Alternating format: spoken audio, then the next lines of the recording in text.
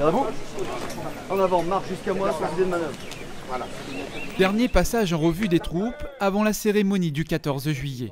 Une fête nationale dont la célébration est cette année toute particulière. D'abord, par mesure de précaution sanitaire, la cérémonie s'est tenue au Jardin de l'État et avec des troupes militaires réduites. Ensuite, un hommage est particulièrement porté aux acteurs mobilisés pendant la crise du Covid-19, comme pour ces pompiers du service départemental d'incendie et de secours de La Réunion. Pour l'évacuation des personnes, donc nous avons récupéré ces personnes chez elles pour les emmener vers l'hôpital. Nous avons procédé à la désinfection. Nous avons, en plus du convoyage, nous avons quand même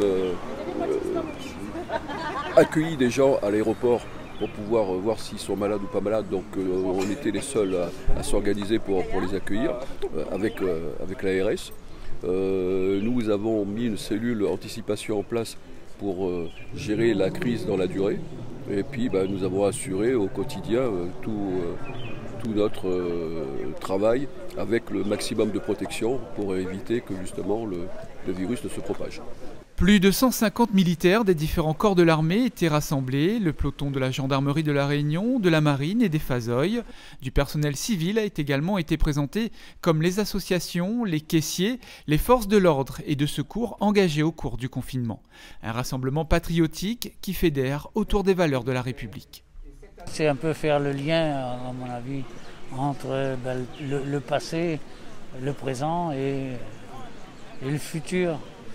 Le 14 juillet, c'est bien sûr la fête nationale, mais c'est avant tout la fête des valeurs de la République. Liberté, égalité, fraternité, ce sont des valeurs que plus que jamais nous devons porter. Parce que les crises frappent notre territoire, nos populations, les populations les plus fragiles. Et dans les valeurs de liberté, d'égalité, de fraternité, eh bien, nous avons résumé tout ce qui nous pousse à être volontariste pour servir l'intérêt général, pour servir la population réunionnaise. Après les honneurs au drapeau,